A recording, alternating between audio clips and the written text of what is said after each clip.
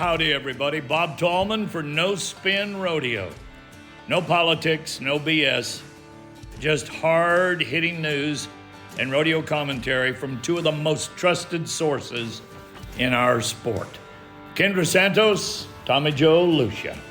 Listen up. Here we go. Hello, Kendra. Hello, Greg, and welcome No Spin Rodeo podcasters. We are sitting in just a cool spot. Right above Kendra's head is Stay Smith Rodeo Company's bronc halter with Bad Company Rodeo, Powder River. We're right by the gold carpet, right here in the home of the Cowboys at the South Point Hotel in Las Vegas for No Spin Rodeo, our Las Vegas edition. We're going to be here live for 10 days. How are you guys? It's been a night for sure. It's been a short night and a really long night all at the same time. So this is my 37th NFR on the front lines of NFR media, and I have never seen anything like this. I have for decades been in closed door meetings, as have you, for protocols for emergencies and playbooks that are 4 to 5 inches thick, and this is exactly what we're going to do when. We've talked about it, we've rehearsed it, we've done all the things, and this is the first time. I mean, they've brought in sniffing dogs before, yeah. But what's happening here this week is a first for me. Our hearts and prayers, and at the awards banquet last night, the rodeo community, which is what we love about it, our hearts are pretty raw. Yeah. And there were a lot of tears shed, and there are immense amount of prayers coming up for those people who lost loved ones, those 3 people that perished. Good news, one that was critical is now in stable condition. That's good. And bits and pieces come out of this. It was the closer you get to the reality of things, right? We had crew at the Pro Rodeo Zone. There was a full rodeo crew in the Thomas and Mack. And when you see tons, unbelievable response, by the way, of police officers and tactical force people coming in and people running out of the buildings with their hands up, and they yell at you, right? Because you have to put your hands up so they know who the bad guy is. And it was mass chaos. And Chase, my son, and a couple of them went, and they said, well, we don't know what to do. We can't get out. And I said, well, go park in the middle of the parking lot and watch. There's a big parking lot. I said, just get in the middle and watch. And Jamie Brown, who works for us, she jumped in her truck, got in traffic, because everybody was, it was interesting because everybody didn't know whether they should jump in their car because they didn't want to be in standstill traffic out in front of the Thomas and Mack. But because we were kind of on the other side of the campus, right, at least across the way, all of our staff was able to get out before they did the complete lockdown of everything. And it's heartbreaking, and it's scary when it gets that close to the people you love and home. And I can't imagine if you had a child in this college. Well, yeah.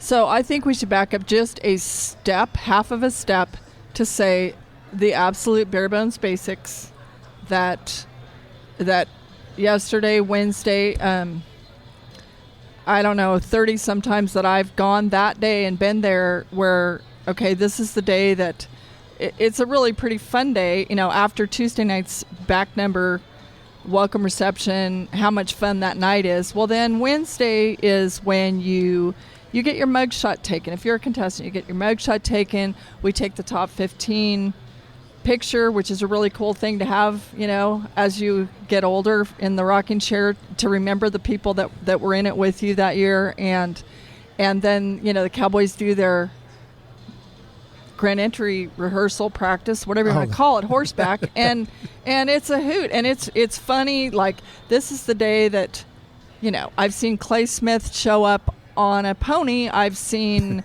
Tyler Pearson show up on his Appaloosa Dippin' Dots. I've seen, was it Wade Sendell or who showed up on a draft horse? I mean, or maybe Cody Demos, one of those guys. Anyway, it's fun. It's cool. It's before everybody gets, puckered up for the first round, and it's really cool. So, on this day, Wednesday, was unlike any other before because those guys are all in the midst of their practice and they're all horseback, and there's a gunman loose on the UNLV campus, and it went south pretty fast. Josh Frost, yesterday I was here at the South Point to cover the National Finals breakaway roping, which, apologies up front because I didn't end up getting to do that. It was amazing. Daniel Lohman from the Navajo Nation was 1-7 twice. Wow. Sarah Angeloni was 1-7, ended up winning the Betty Gail Cooper Award for the overall fast time, which there were 3 1-7s, which is insanity, but because she was higher in the average, that was the tiebreaker. But I mean, the Danny Lowe show was here. It was, so cool. And then Cheyenne Guillory McCartney wins the average. Shelby Boisgelet, she told me she's going to go straight Shelby Medjid January 1st. So she wins the world, and it was her first. And all that was so cool, and it was all happening right in front of me. And yet I had to switch gears when when this craziness went at Thomas and Mack, to the point of now canceling tonight's opening night. So, and I'll tell you what, last night I had a flashback of Cheyenne, 1989, the day Lane Frost died in the arena. And it was a little bit of a deja vu thing because Marty Stannert that day rides Mr. T, the first person ever to ride the unrideable Mr. T, sets a record at the Daddy, 93 points. And I really, and P.S., that happened because what happened there with Lane is, it's reminiscent of what happened here. Like, here's this amazing, the breakaway finals was absolutely awesome, and yet it everything else just like stopped. The world stopped turning a little bit, So here we are. Yeah, Greg, where were you at? I was at the breakaway finals. Oh, you were at the breakaway finals. It was a fabulous show, and those girls really knocked that arena around. And so, did they go to tenth of a second? No, they just do a tenth of a second. Why? Does anybody know? If you're idea. roping something in 1.7, it makes me wonder why they don't go to. I don't know hundredths. why they don't, but from the contestant side, I like it because there's so much human error when you get into hundredths. If you don't have an electric eye, or take out the human factor, between the flag man, dropping the flag, and the timers pressing the button on their stopwatch, to me, that's a double dose of human. And so to be the decider, I know, maybe there are people who don't want any ties, but if I'm a contestant, that's a more fair gauge. That's valid. I guess the next step is maybe someday there's technology out there to make sure we have the right winner without flags. And now I'm not saying break tradition but those are tough choices. But anyway, I just thought I'd bring it up because when you're roping that fast, right? And I can see, I agree with what you're saying. But anyway, sorry to distract. But so we were, and I don't know if you guys had the amount of people reach out, but you just get fear. My kid's there, right? And you don't have, just like everybody, you don't have any real information. And it's my kid, my staff, and you just don't know. And it just sucks what's going on in this world, right? I mean, I just and I there's just people with mental problems that don't get the help they need. Right? They just don't right. get the help they And need. my understanding now is that it was a professor actually was the gunman who had been denied a job when he applied to UNLV, and that's what happened here.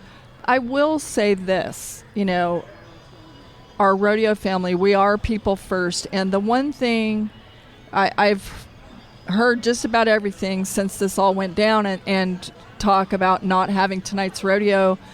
People are mad, people have traveled here, people feel so inconvenienced and just furious that this could stop. The show will not go on tonight. But what came to me was all the times as a rodeo mom, when I'm behind the wheel, I've got my 2 boys and 4 horses in the back. We're in the motorhome. We're stuck in just stopped traffic. It might be 115 degrees. We're in Arizona, New Mexico somewhere. And it's like, oh, this is such a drag. The horses are hot. We're not going to get there in time.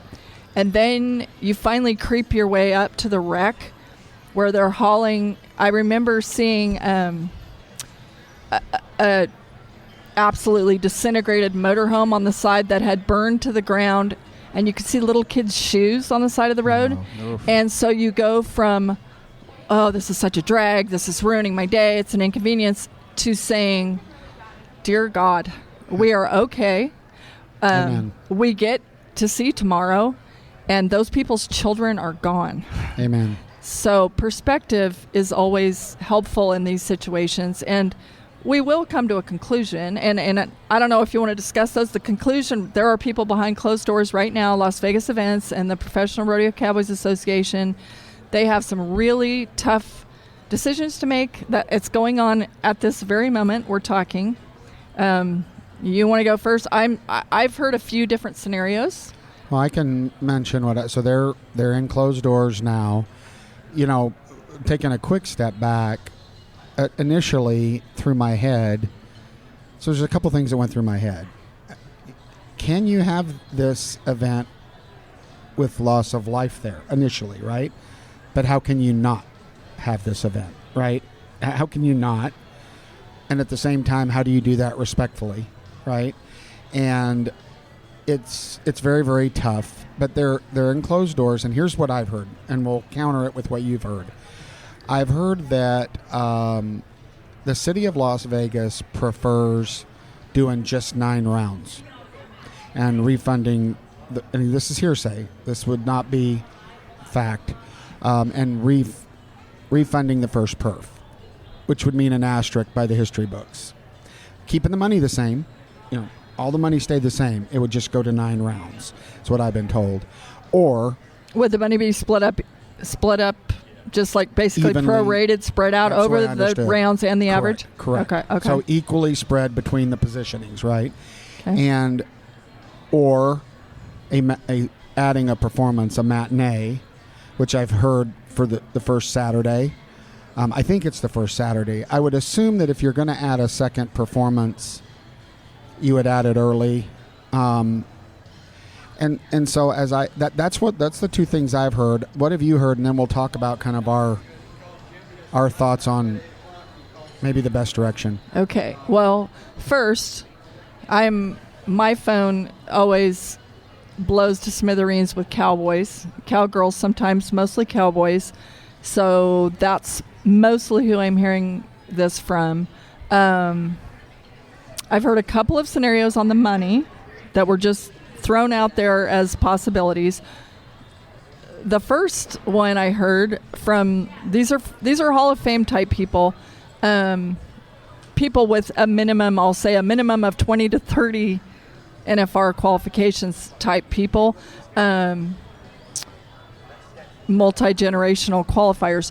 One idea was give everyone split ground money to all contestants and then start with round 2 and finish out there. That way no one gained an advantage or disadvantage from this happening. I will also say that the news is saying that the UNLV campus is locked down until Saturday. So Well, and it's just so the Thomas and Mack side is open. I got that officially. So that side, the educational side of campus, will be locked down at least till Saturday. But they've opened up all the roads and everything on the T&M side, Thomas and Mack side. Another option that I had heard that was actually being considered that the Cowboys were having a fit over was that it was thrown out there the possibility to consider of round 2 paying double. That was thrown out. That's a terrible idea. It's a terrible idea for obvious reasons. What is universal, and I feel the same way, is with the Cowboys anyway, contestants, is the hope to have 10 rounds. Whether that would be, we've done it before, have 2 in a day. We have that's not without precedent. We have done that before. Or even if you had to go to a Sunday performance, but had to have 10 performances. And the one thing that I will say that hopefully won't get me,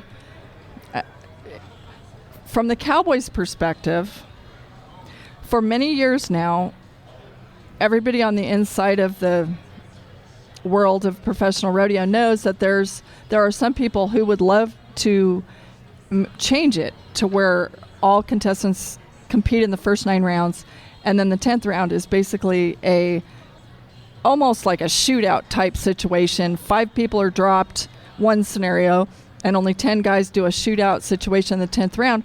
And what the Cowboys hate about it is that makes it a drawing contest for world titles, and it also minimizes, the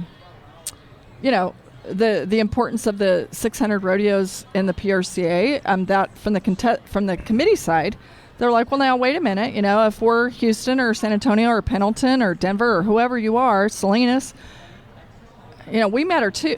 This is and for the contestants, it's like, if you've heard all the numbers, you've heard all the talk, and this is, we won't spend much time here but the contestants are not, I'm going to quote Roy Duval, they're not for it, for obvious reasons. They're not for what? They're not for having like a 10th round determined gold buckles. Well, I think that's a whole... It's a whole different situation. That's I get a podcast topic, because I guarantee you I have a little bit different take on that. Okay. I can't see them doing that. Let me ask you this, since you're the official representation of the Cowboys. Would you prefer, if you were competing, or do you think they would prefer 9 rounds and an asterisk in the record books? Or, given the length and breadth of this event and your body, especially the rough stock guys, a double header, I think that puts that much more risk for fatigue and injury, right? You don't have 24 hours of... Now, don't get me started about the Cowboy way. I don't want to hear that, and we're tough. I get it. But what would you... If you had to pick 9... Assuming... Now, the whole money first round thing's just stupid. Like, if they moved all the money to the first perf. Anybody that did that's a moron. So that's probably not going to happen. But let's say whatever. However, if they did ground money, I would support that. I think that's fine. Everybody gets... it's equal money for that first payout ground. That's fine. Or push it all equally into the balance so that your competitive performance pays you, right? Instead of just being here. So what would you do? Would you prefer 9 or a doubleheader? No, I would prefer a doubleheader. And the fact of the matter is we go to, not even only the major events, but for sure at the major events, it's not... and people were like, oh, the girls won't want to run their barrel horses twice in a day.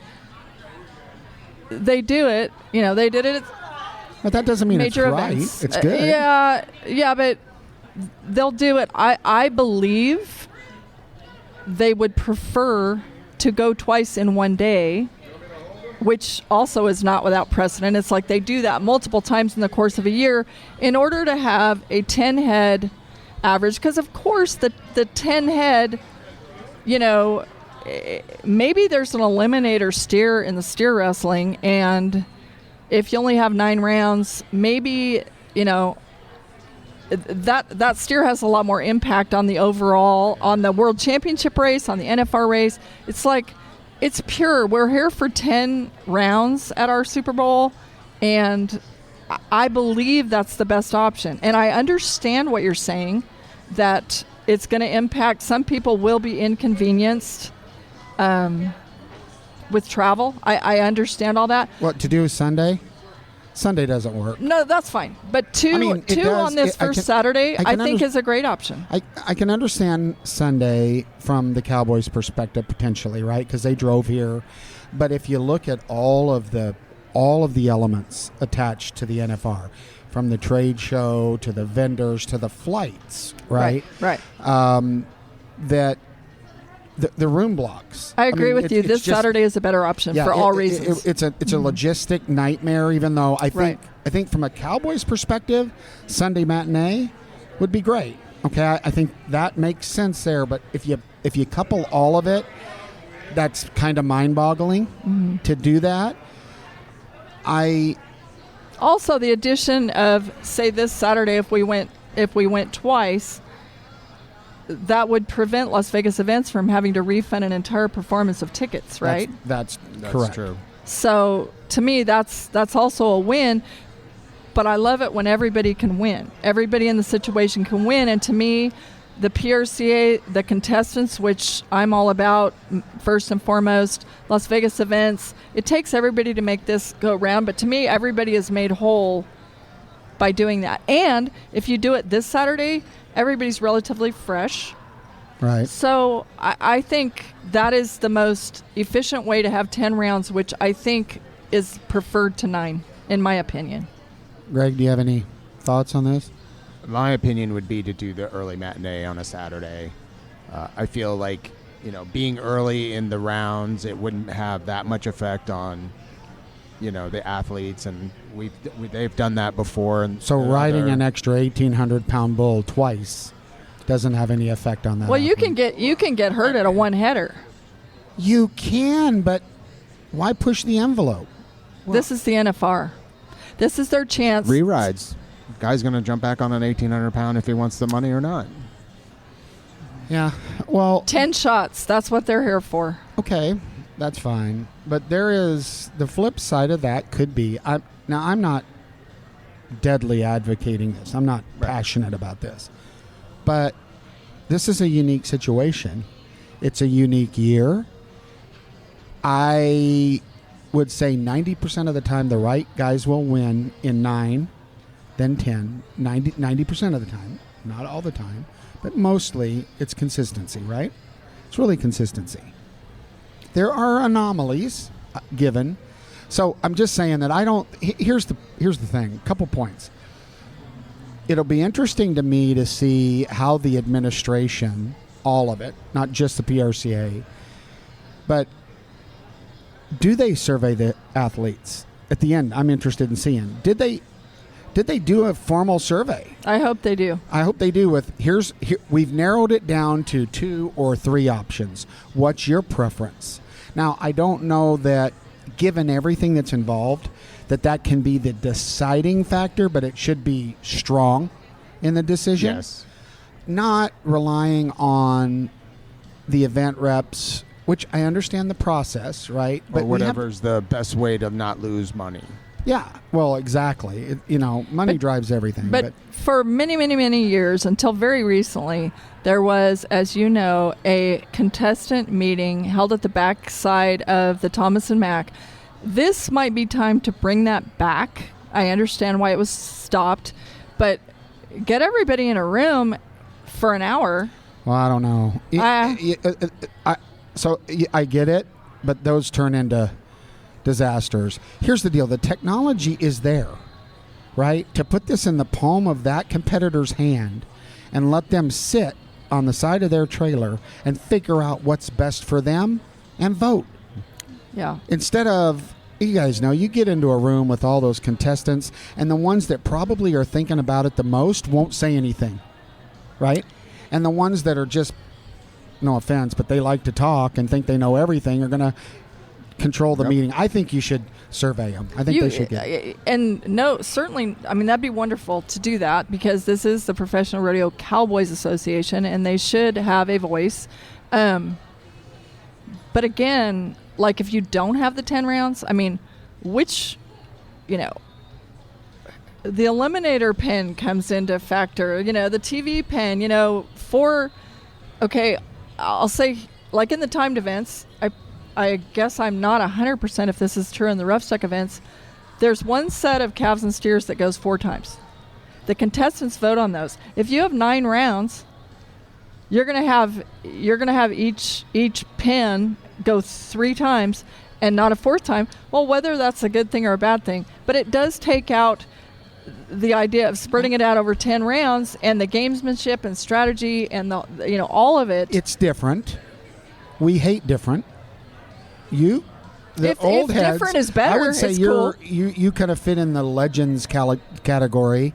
Different and change, we don't like as a whole. If it's better, I'm okay with it, though. I don't close my eyes and the door to improvement. You haven't proven to me today that. I guess I am not able to say, Kendra, 10 is that much. Here's the thing. Everybody competes on the same ground, at the same time, same everything. So same draws if they're doing 9 or 10. So in theory, based on, and there's so many anomalies in our sport. I'll say this. I think they should do a double. Here's what I would do.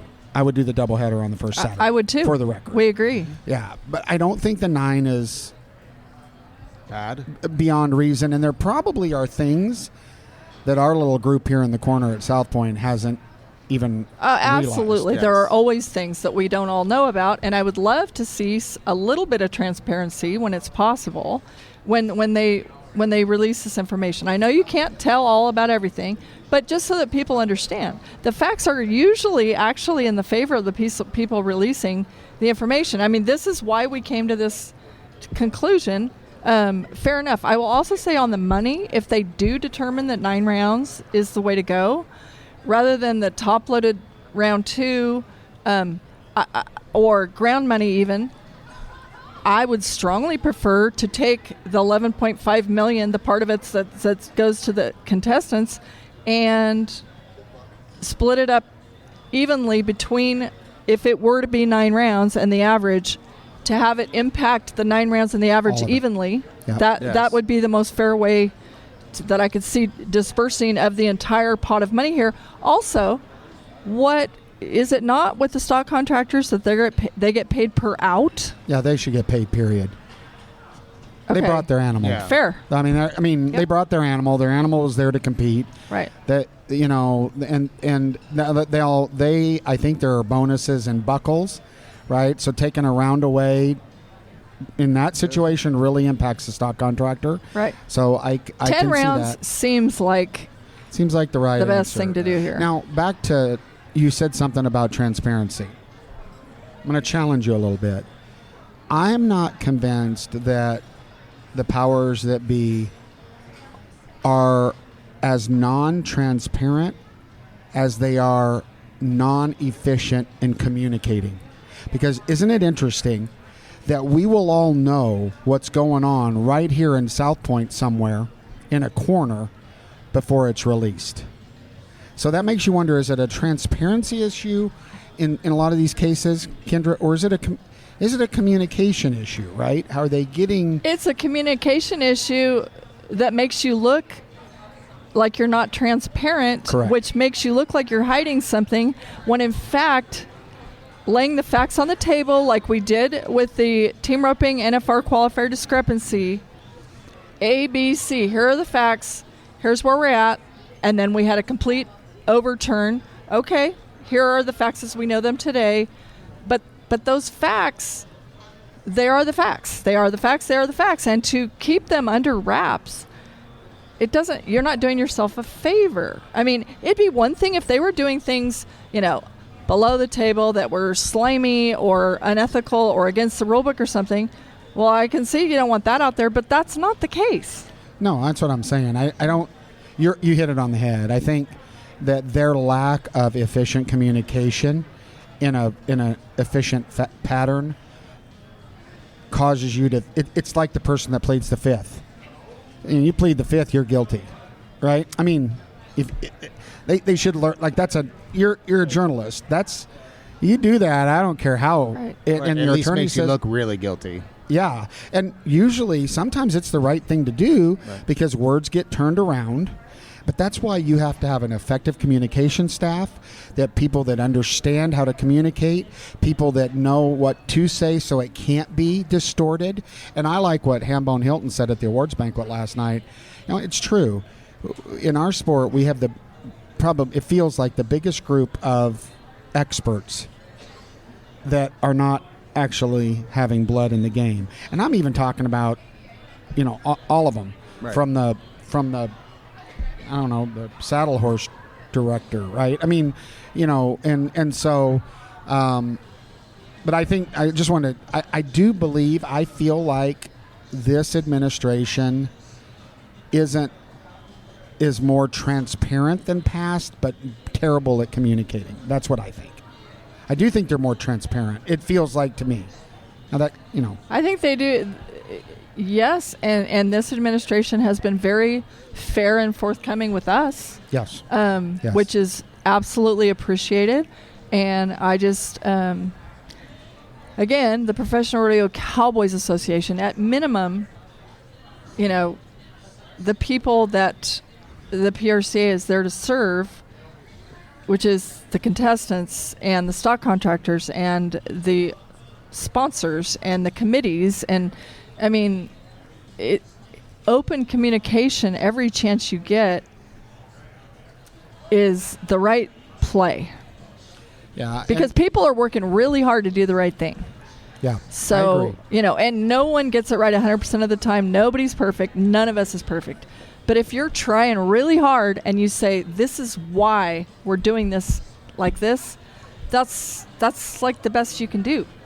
Well, the other thing I would challenge, so we just challenge those people that are being critical but don't. But if you're in the middle of the game, okay, if you're in it and you have blood in it, you need to think about the overall good of the whole, not just yourself, not just your group of team ropers, your group of bull riders.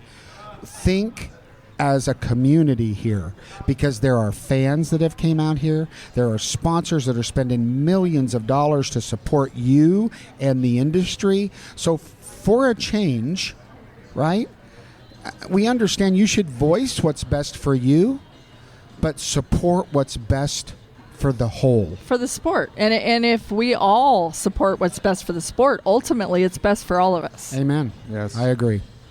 Well, on a brighter side, so again, we're heartbroken, and there's lots of things. I mean, the last 24 hours has been, here's the interesting thing. This impacts everything. We were talking about Anthony Lucia's show at the convention center at 10:30 in the morning. Well, if they have a matinee on Saturday, he's not going to be able to do that. I mean, so this thing hits dominoes down the line.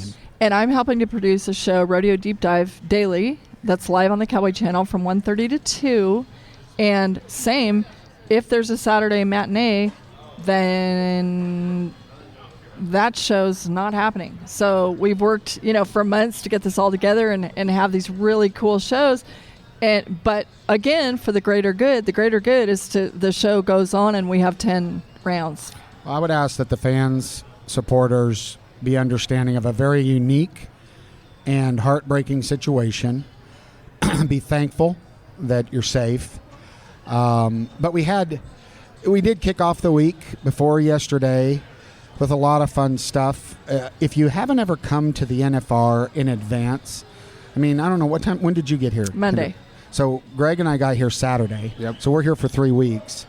If you've never came in advance, Kendra, there's a lot going on before that first perf, and it's some pretty fun stuff. It's awesome. And Monday night, the Legend of Pro Rodeo, the gala, that's the Pro Rodeo Hall of Fame.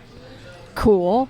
Tuesday night, what's not to love about the welcome reception and back numbers, which major kudos to you And your well, idea. I cornered you like a cockroach on Yes, this you did. on this show on did behalf knife me of right there. the wives, the husbands, the mothers, who in the last few years, because that is such a roaring success that night, they were put in the back. They couldn't see their guys step up on stage and get their back numbers and stuff. The boss of the PRCA just walked by, so he's obviously not in a closed-door meeting. Well, that is interesting. Right? That is so interesting. Tom Glaus just walked a by. wave of Tom Glaus He right waved now. at us. Hi, Tom. Bye, Tom. So Okay, well, there's maybe that. maybe they've decided. Maybe they've decided, but again, they haven't put it out yet. No, that's But the point. But sincere thanks, because I heard from some of the wives and husbands, Garrett Tanazi, for example. They said it was a beautiful, appreciated, and again, the right thing to do. And I know as the producer of that event, you made it happen, but those wives had gone to who they thought were the right people months ago and begged for it, and they got ghosted. Again, to the communication. So here, for just bringing this out above the table, and you made that happen, and they said it was glorious, and it was. You could even see when I watched the replay of the on the Cowboy Channel, it was a beautiful thing. Yep. And it was done in a professional manner, but those women got to be there. I'll use Alexis Kimsey as an example.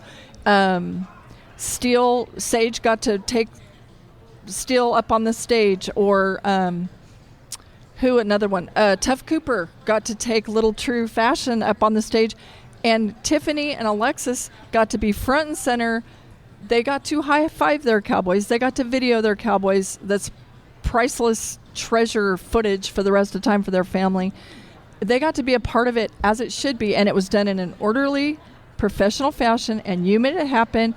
It all happened right here on No Spin Radio, and it's appreciated. Thank you. In fairness to everybody, fantastic idea. It's almost like bottled water. Why hasn't somebody thought of that? You brought it up. I did push it a little bit, but in fairness, the PRCA and Steve Knowles quickly agreed to it, and they quickly organized it, which I was most worried about. So we had because that was the hard part, is make sure that you organize it so that you don't leave somebody out or you don't do this wrong. And it was done right. And I looked down from my front of house position, and to see significant others, some of them crying, some of them smiling, all of them with a cell phone, to see those, I just love it when they bring their kids up there. Like Zeke. Did you see Zeke's little man? Like, we should have interviewed him right then. I mean, he rode right there, in front of everybody. Threw his hat and everything. So that's TV gold, right? Yes, and that's it's a long, hard road to get here, and that's these guys' night. And it's also, there's a couple days left before typical opening round, which is delayed one day this year, but still, Tuesday night, those guys cut loose, and they have fun. And if they're going to have a hangover, they're going to have it Wednesday morning before, and if our they go from us practice, to Rodeo Vegas, right? A lot of them. But I mean, that's the night they get to just exhale, let their hair down, cut loose, have fun with their family and friends. And that was just a little extra element that meant a lot to people who really matter. So thank you. Congratulations to all of them, and thank you, and thank everybody that made it happen. And now we've created something that I believe will not go away, and it's a good thing. So, fantastic. Job well done, lady. Fantastic. All right. And so the back number was fantastic, and then highlights for me in the back number. We've touched on most of them. It was. It's just cool that the athletes in that moment, I believe, feel like athletes. They feel right. They've worked hard to get there, and it's their time to stand up there, and whether they admit it or not, get recognized for unbelievable amount of effort to get in that top 15. So it's a huge spotlight, and it's a well-deserved, well-earned. It's like putting our best foot forward as rodeo people.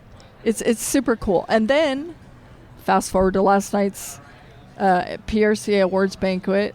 I had 2 favorite moments. Yeah, the guy producing it's not supposed to tear up.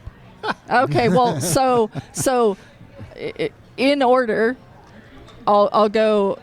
I thought the first time that I thought it was so cool for the Dress Act of the Year when they brought up all the nominees. Here comes Bobby Kerr. It looked like a Confederate army. It was so awesome. Bobby Kerr is hobbled up there in an air cast, and Haley Proctor was one-legged. And to me, it was like, well, you look at this. Just because they make it look so easy does not mean it is. And they put in the blood, the guts, the beer, and all of it, along with the contestants. That was, congratulations, Bobby Kerr. But all those people on that stage in every category have devoted their lives to this sport. That was super cool.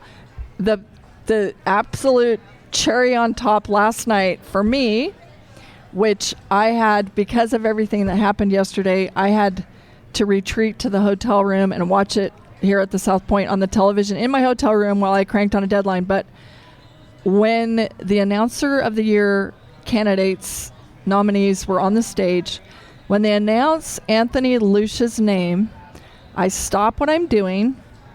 When they play the song, I'm going to be somebody someday, I stop and I just start crying. I am not a crybaby. I was raised with the He-Wolves and by the He-Wolves, and I can hang with the Cowboys. Tears start rolling down my face because I realize what this means to your family. You're producing this event. This is your baby brother. He's looking up at your dad. Hi, Tony. In heaven. Yep. You're playing this song. I'm blubbering just because rodeo family is everything to me, and I realize you're playing this song for your little brother, and you guys are both like, here we are, Dad. Yeah, it was Benji Bentley did the music. I looked over and he nailed it, and I would have been fine. Well, I was shocked. Okay, I'll be honest. I was shocked that he won it, not because he deserves it or not. But typically in our sport, you usually sometimes get awarded based on longevity, right? Not necessarily work effort in some cases. Not always, but in some cases. And just like every sport, there's politics involved. And so I intentionally, when I started producing this, they said, we're going to send you the list of winners. I said, no. Well, don't you need them? No.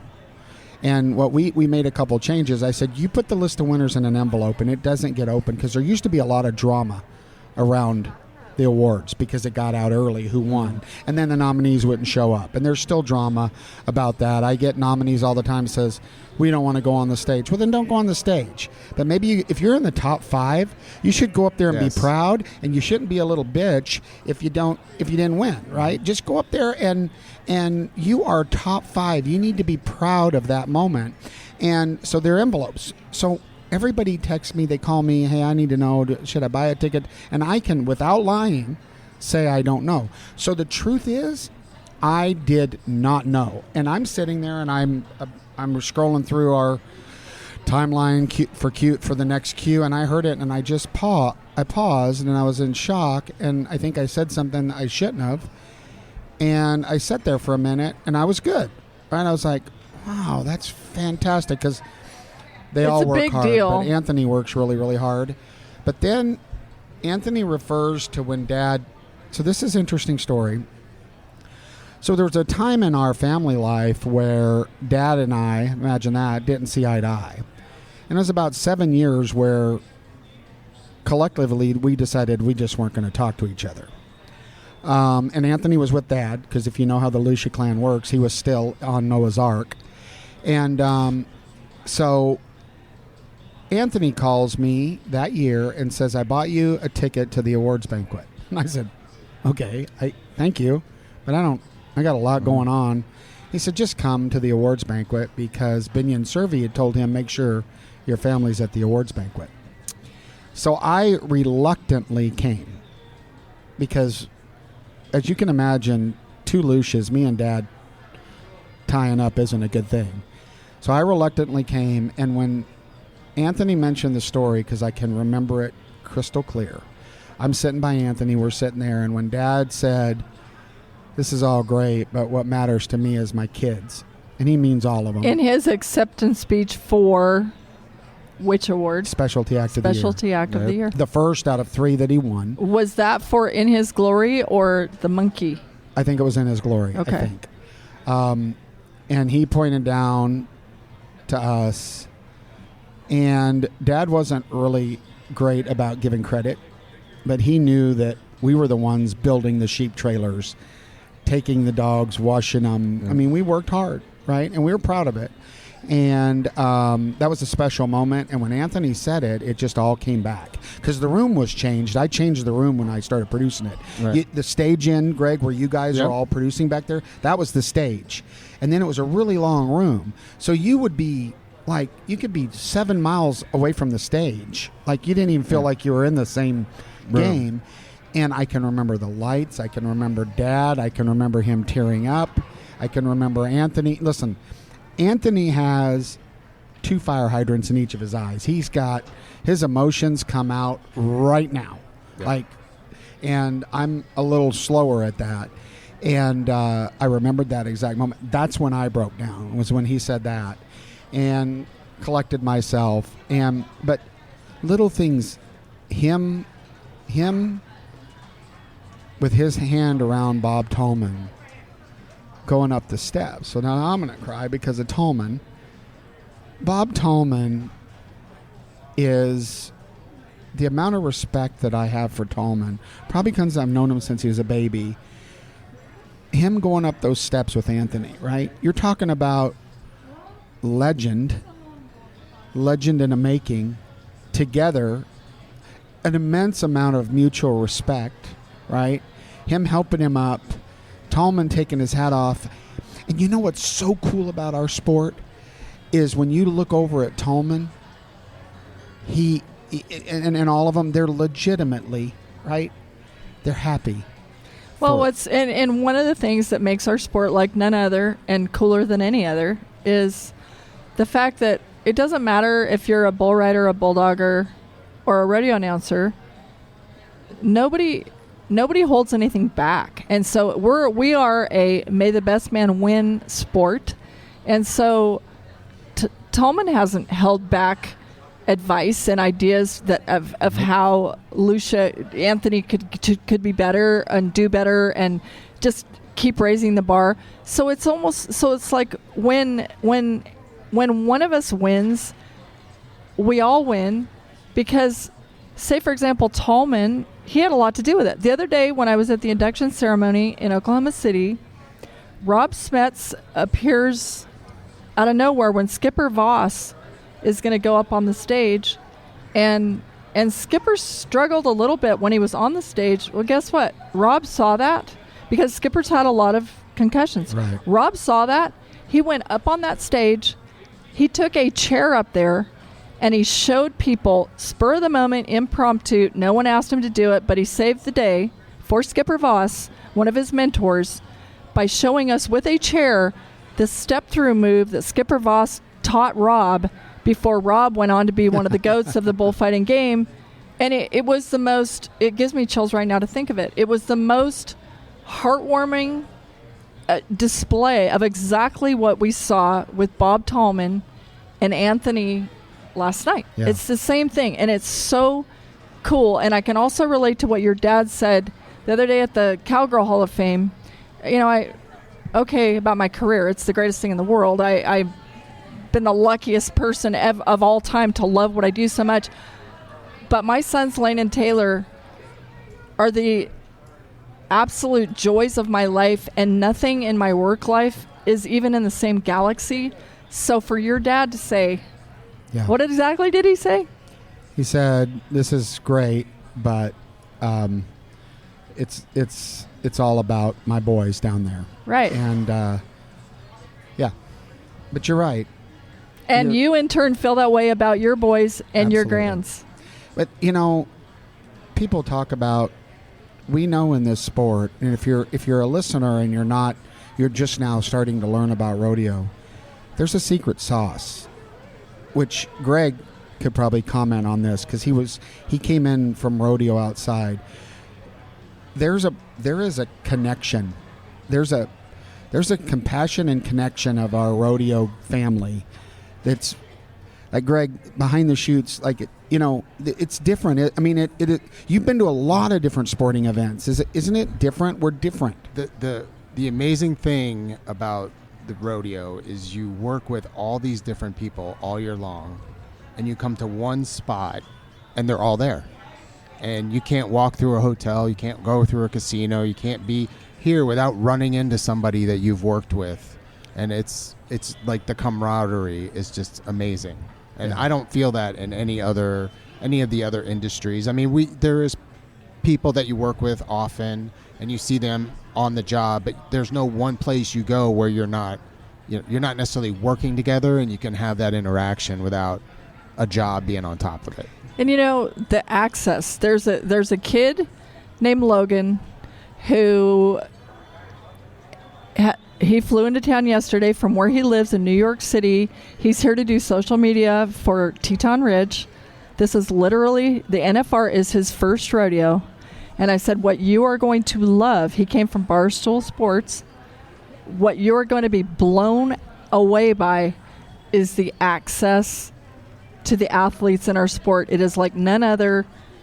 You will not believe it when I can shoot a text or call a cowboy, and he will run out of the locker room and come talk to you. Well, hold on. That's because of the incredible reputation and respect that you've cultivated with generations of athletes. In fairness, not everybody has the access you have, but it's because of trust.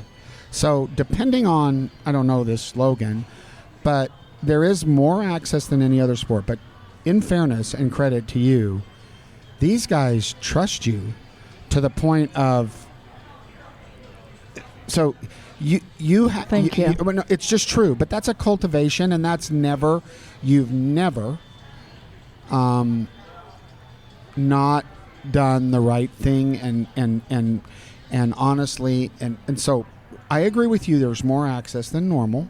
You can walk in this hotel and run into a world champion, right? But you can't do that necessarily everywhere, and they'll probably talk to you.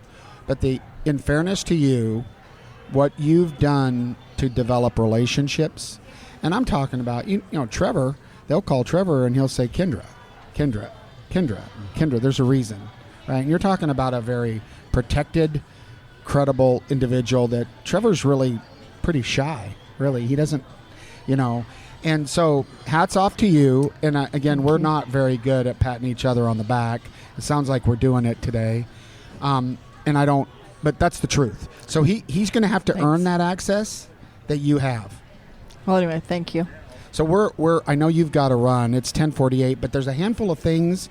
Is there any other kind of highlight news things? Should we shout out, break away, any of that we should cover before we probably need, this went longer than I thought, which would probably be every day. And I know we both got commitments, so we better wrap it up. My next commitment is to run to the Cowboy Christmas, and we just did a very late breaking pivot last night with everything else. Today's show was supposed to be Casey Field and Shad Field, called Field of Dreams, but you know what? We're flexible like Gumby, because we're doing a pivot because Casey's snowbound and won't be here today, and so we're pivoting to the first ever NFR. How could Casey be snowbound? He's sponsored by Polaris.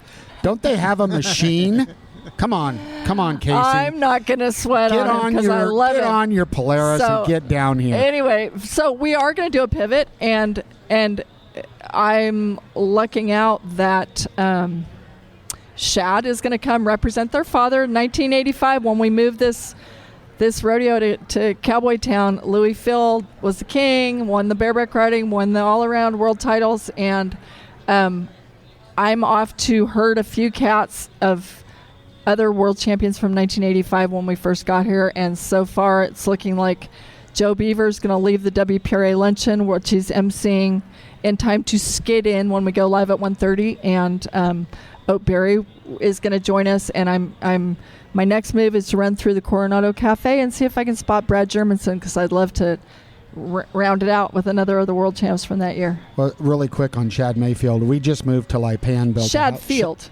Oh, Field. That's what I'm talking about. But did you say Mayfield's on the show today? No, Shad Field. Shad Field is. Okay, well, but on Shad Mayfield, we're a new neighbor of his. I thought this was really interesting. So I'm coming home every night, and he's got his arena lights on. We live now, I don't even know if he knows it, but our house is, I don't know, a quarter of a mile from his. But they got a fire, the Cavs loaded, set of arena lights on every night at 10 o'clock. He's out there pre-NFR for, I don't know if it was weeks, right, roping.